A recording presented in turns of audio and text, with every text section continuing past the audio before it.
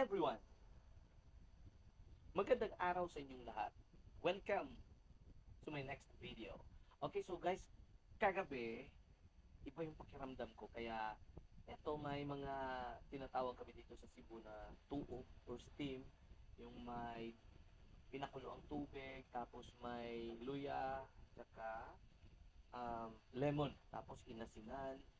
Uminom ako, tapos nag-steam ako sa loob ng blanket. So guys, ito, gawin nyo to. Pag ginawa nyo to, kung nasa loob na kayo ng, ano ba yun? Habol? Kumot. Oo, kumot. Diba? May Tagalog doon. Blanket. Social naman pag blanket sasabihin. No?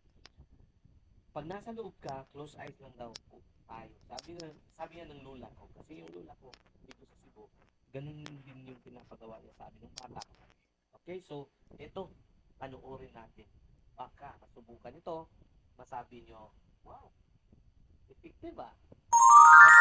Guys, dito sa amin guys, sa Cebu, tinatawag namin to na tuob. Ano sa English to? Steam? Mga ba to, ha? Steam. Ito, tinatawag namin tuob. Pag ikaw ay may lagnat, may ubo, may sipon, lahat dito mawawala. Ang mga ingredients lang nito, aba may ingredients pa. Parang ulam ginger, tapos limonsito, lagyan mo ng asin, tapos tubig, tapos pakuluan mo, then magbukot kag habol. Kung saan na pag Tagalog ng bukot habol. Magbubukot. Ayan, dapat papawisan ka nito kasi para lalabas lahat ng mga bad elements na nasa mga toxins na nasa katawan mo. Ayan, pinapawisan ako guys, oh. Masarap sa feeling to.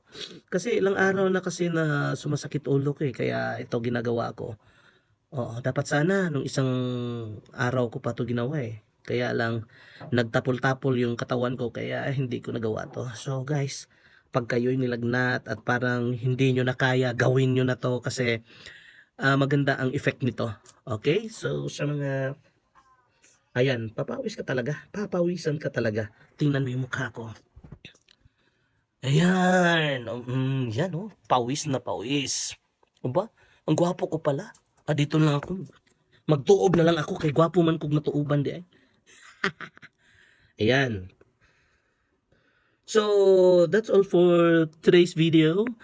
I hope okay lang kayo dyan para tayong mumu nito.